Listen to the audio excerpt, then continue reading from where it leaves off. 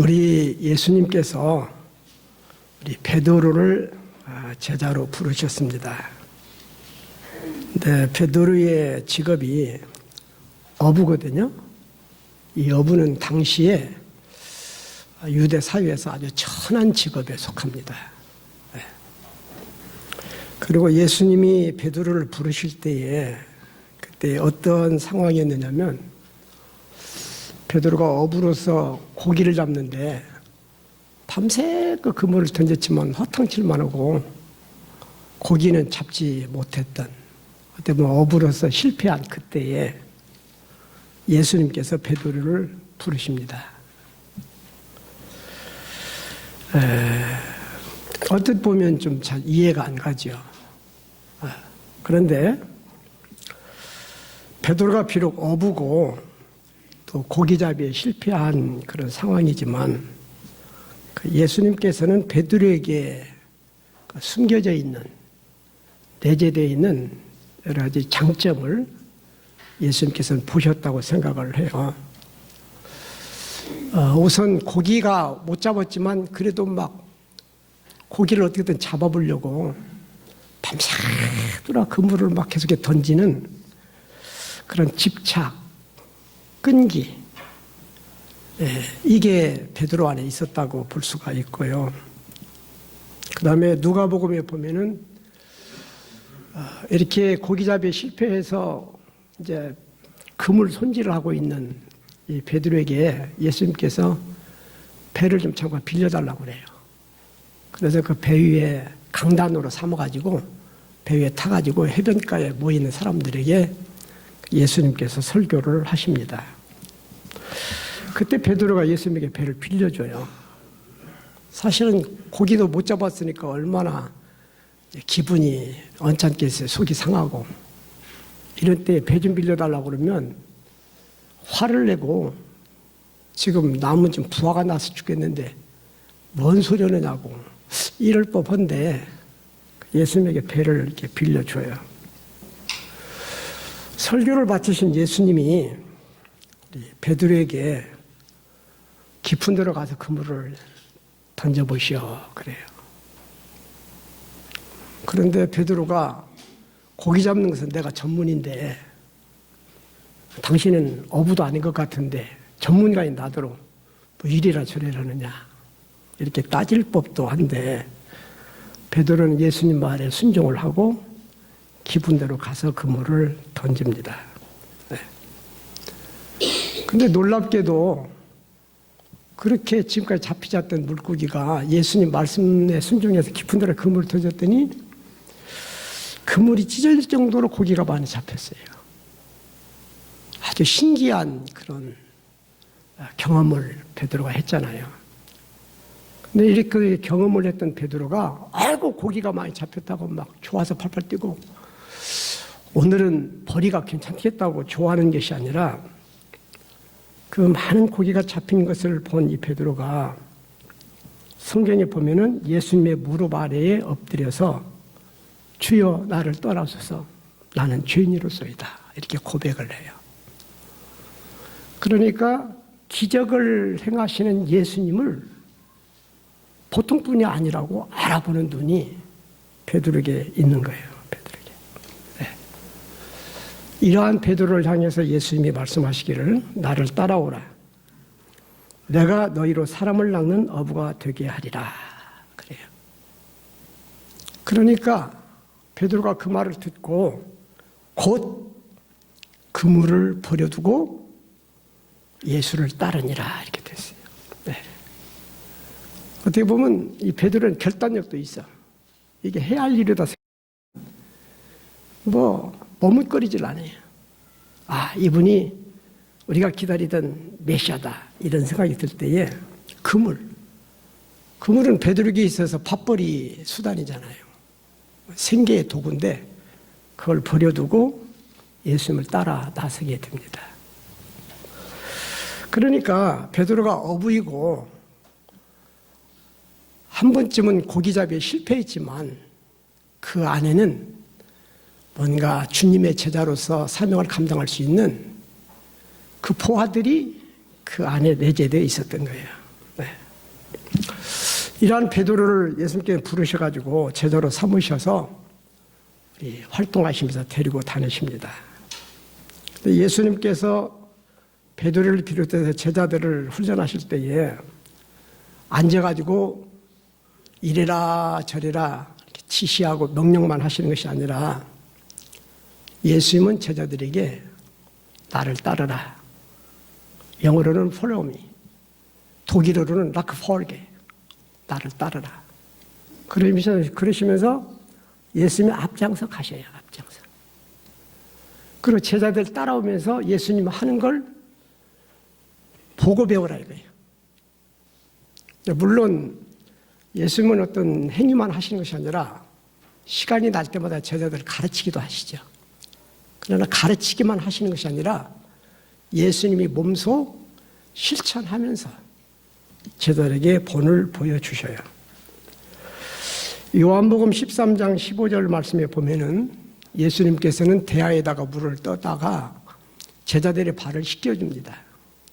그 발을 다 씻겨주고 난 다음에 주님께서 하신 말씀은 내가 너에게 행한 것 같이 너희도 행하게 하려 하여 본을 보여노라 이렇게 말씀을 하세요. 내가 본을 보였다. 너희들이 내 하는 것을 보고 본받아라.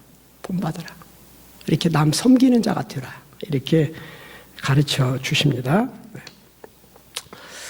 그래서 한 3년여 동안 이 베드로가 예수님 따라다니면서 가르침도 듣고 또 예수님 하시는 걸 눈으로 보기도 하고 이렇게 해요.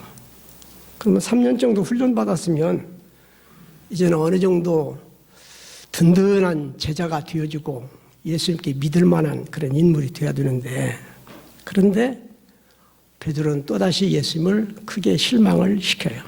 실망을. 네. 예수님께서 예루살렘을 향해서 가시면서 제자들에게 곧 너희들이 나를 버리리라 그렇게 말씀을 하세요.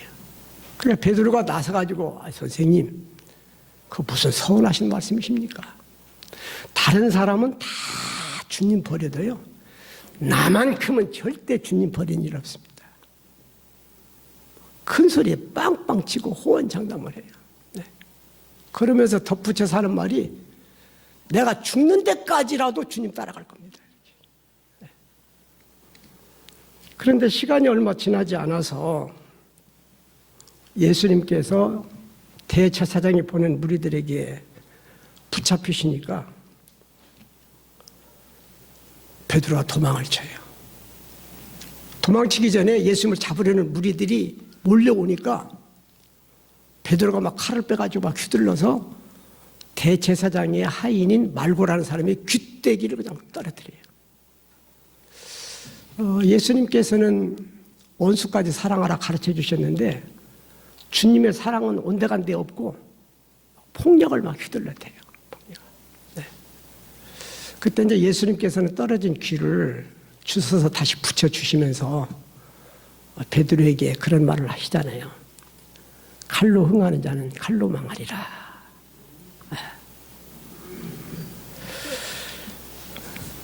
그리고 베드로는 도망쳐버려요. 도망쳐버려요. 예수님은 대제사장이 보낸 무리들에게 이제 잡혀가지고 대제사장 가야바의 집에 이제 끌려가서 거기서 신문을 받는데 그걸 도망쳤던 베드로가 일이 어떻게 되는가 좀 궁금하긴 했던 건 모양이에요. 그래서 살며시 제사장의 뜰에 가서 여러 사람들이 모이는 가운데 그냥 자기 신분을 숨기고 가만히 앉아 있는데 누군가 이 베드로 알아보고 이 사람도 저 예수가 한패인데 그러니까 나 저 예수 몰라. 3번이나 예수님을 모른다고 부인하고요. 그 다음에 마태복음 26장 74절에 보면 예수님과 나와는 아무런 상관이 없다는 걸 강조하기 위해서 예수님을 저주까지 했다고 그랬어요. 저주. 아마도 저런 목수 출신, 저 나사리 촌놈하고 내가 어울릴 것 같아? 뭐 이런 식으로 예수님을 부인하고 저주를 하게 됩니다. 그리고 예수님은 십자가에 달려서 못 박히고 창으로 찔리고 그래서 운명하시고 돌무덤에 장사 지내게 되죠. 그러자 베드로가 나는 물고기 잡으러 가노라 그러면서 디베랴 호수에 가서 생계를 이어가겠다고 고기잡이에 다시 복귀를 합니다. 이게 이제 베드로의 모습이에요. 근데 베드로는 이제 주님도 안 계시고 나도 먹고 살아야지 이런 생각 가지고 디베랴 호수에서 이제 그물질을 하고 있는데 그때에 부활하신 예수님이 베드로에게 찾아오셨다는 거예요. 그래가지고 너에게 고기가 있느냐. 그래서 제자들이 고기를 구워서 같이 드시고 그 다음에 베드로에게 예수님이 물으십니다. 베드로야, 너 나 사랑하냐? 그래서 베드로가 예, 사랑합니다. 두 번째 또 물어요. 베드로야, 너 나 사랑하느냐? 내가 주님 사랑하는 줄 주님이 아시지 않습니까? 세 번째 또 물어요. 베드로야, 네가 나를 사랑하느냐? 그러자 베드로가 대답하기를 내가 주님을 사랑하는 줄을 주께서 아시나이다. 이렇게. 네. 그러니까 주님을 버리기도 하고 주님을 부인하기도 하고 주님을 저주하기도 하고 그리고 자기 혼자 살겠다고 디베로스 가서 이제 다시 고기잡이로 돌아간 이 베드로. 어떻게 보면 참 실망스럽게 그지없는 이 베드로인데 예수님께서는 이런 베드로에게 찾아오셔서 네가 나를 사랑하느냐고 베드로의 마음을 확인하세요. 네. 베드로는 제 예수님 사랑한다고 3번 고백하죠. 3번. 네. 그때 예수님께서 내 양을 먹이라. 내 양을 네게 위탁하니까 네가 이 양을 책임져라 하고 베드로에게 아주 엄청난 사명을 부여해 주십니다. 이건 베드로에 대한 신뢰요, 신뢰. 그런데 결과적으로는 어떤 현상이 나타나냐면 지금까지 주님을 실망시켰던 이 베드로가 자기가 주님을 그렇게 서운하고 부인하고 저주하고 이름에도 불구하고 다시금 자기에게 찾아와서 나를 사랑하냐고 물으시고 내 양을 먹이라고 이 충치에 대한 주님의 이 사역을 베드로에게 위임해 주시니까 베드로가 그때부터 변화되기 시작해요. 그래가지고 이 베드로가 나가서 예수님을 증거합니다. 증거해요. 네. 나중에는 이 베드로가 목숨을 바쳐 순교기까지 예수님을 증거해요. 증거. 그래서 그리스도의 복음이 전 세상을 향해서 뻗어나가게 되는 것입니다. 네. 우리 예수님의 위대하심은 뭐냐면은 예수님은 우리에게 복음을 전해주셨어요. 진리를 가르쳐 주셨어요. 근데 주님이 아무리 위대한 일을, 아무리 값어치 있는 일을 하셨어도 베드로 같은 제자를 육성해내지 못했으면 주님의 복음과 진리는 예수님 시대에 끝나버렸을 거예요. 근데 예수님께서는 사람들에게 진리를 가르치시고 복음을 전해주심과 동시에 이걸 계승해서 계속 복음을 전하고 사람들에게 진리를 가르쳐 줄 후임자가 필요했던 거예요. 그래서 예수님은 제자들을 불러가지고 그들을 교육하고 훈련하고 그래서 당신이 했던 일을 그 제자들이 계속 계승해 갈 수 있도록 만들어 주어서 저 유대 땅 나사렛에서 시작된 이 조그마한 천국운동, 복음의 운동이 지금은 우리가 살고 있는 이 지구상에서 가장 거대한 종교로, 가장 위대한 종교로 자리 잡고 있음을 보게 되어집니다. 예수님은 제자들을 훈련시켜가지고 당신의 위협을 계승토록 만들어주세요. 그래서 마태복음 마지막 단계에 가서 보면은 28장 19절에서 예수님은 제자들에게 이렇게 말씀하세요. 너희는 가서 모든 민족을 제자로 삼아 아버지와 아들과 성령의 이름으로 세례를 베풀고 내가 너에게 분부한 모든 것을 가르쳐서 지키게 하라. 마가복음은 너희는 온 천하에 다니며 만민에게 복음을 전파하라. 믿고 세례를 받는 사람은 구원을 받을 것이요 믿지 않는 사람은 정죄를 받으리라. 그랬어요. 사도행전 1장 8절에서는 성령이 너에게 임하시면 너희가 권능을 받고 예루살렘과 온 유대와 사마리아와 땅끝까지 이르러서 내 증인이 되거라 그러셨어요. 네. 주님은 제자들에게 당신이 하던 일을 위임하셨고, 제자들은 그 위임을 받아서 가서 주님이 하시던 일을 지속해 가므로 우리 기독교가 세계적인 종교가 될 수가 있게 된 것입니다. 저는 32년 전에 이곳에 올박교회를 개척을 했습니다. 저는 많이 부족하지만 우리 교인들이 이 부족한 종의 목회를 잘 도와주셨어요. 그래서 우리 올박교회가 성장하는 교회였습니다. 우리 노예에서는 가장 성공적인 교회로 인정을 받아요. 우리 노예에 70개 교회가 있는데 그 70개 교회 중에서 역사로 따지면 우리가 67번째입니다. 그러나 교세 순으로 따지면 우리 교회가 6번째 큰 교회로 속하고 있습니다. 네. 그래서 어떤 분들은 저보고 목회 성공했다고 얘기를 해요. 근데 저는 목회 성공했다고 생각은 않습니다. 노예의 입장에서 볼 때는 성공했다고 얘기하지만 이렇게 아파트 밀집되어 있는 이 지역에서 32년의 역사를 지내오면서 교인 500명도 채우지 못했다는 죄책감이 제게 늘 있어요. 하나님께도 죄송하고 우리 교인들한테도 죄송한 마음입니다. 이제는 정년이 되어서 은퇴할 시기에 이르렀을 때에 제 한 가지 소망은 내가 이루지 못한 꿈을 후임 목사님이 오셔서 울박교회를 더 부흥시키고 그리고 더 좋은 교회를 만들기를 소망하는 마음이 간절하게 있습니다. 저는 3년 전부터 우리 장로님들에게 이렇게 부탁을 드렸어요. 장로님들,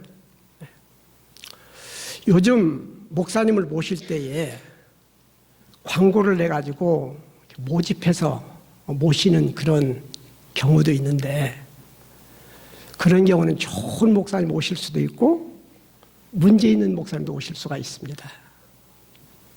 그러니 좀 더 확실하게 하기 위해서 보지 않던 분들 이력서만 보고 이렇게 택하려고 하지 마시고 우리 노예에 계시는 목사님들을 유심히 살펴보십시오. 그래서 목회를 잘 하시는 분, 인격적으로도 좋으신 분들을 골라서 정중하게 담임 목사님으로 모셨으면 좋겠습니다. 이렇게 부탁을 드렸어요. 네. 근데 우리 장로님들이요, 노예 활동이나 대회 활동을 잘 안 하세요. 그래서 목사님들을 잘 몰라.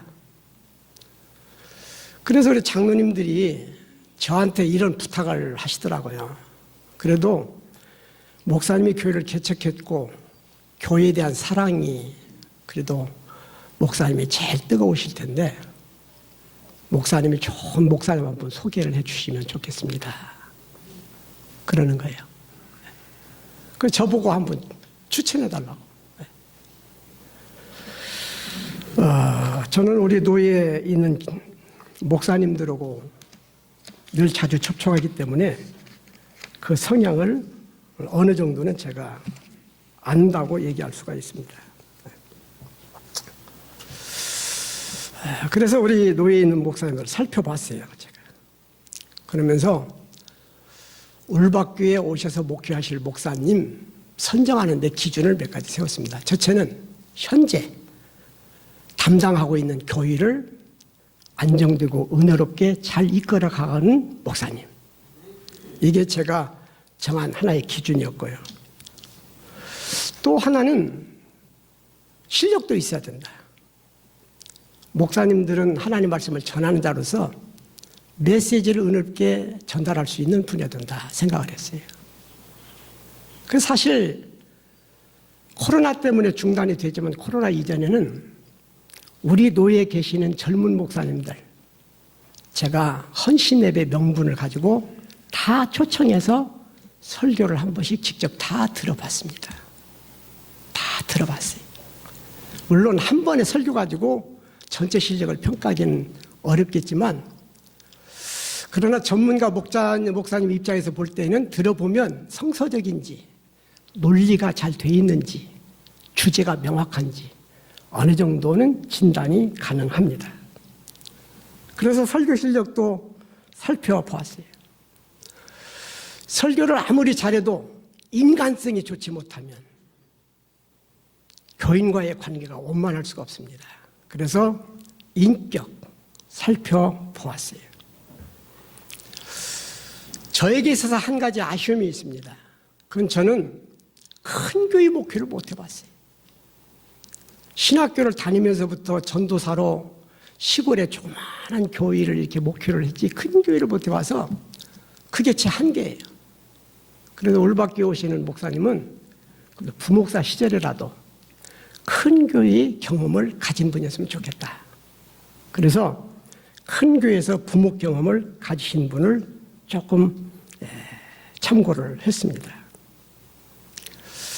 그리고 이제 제가 또 한 가지 염려했던 건 뭐냐면 제가 올바퀴를 개척했고 32년이라는 긴 세월 동안에 올바퀴를 이끌어왔기 때문에 지금까지는 안정되게 교회가 평화롭게 잘 지내왔어요.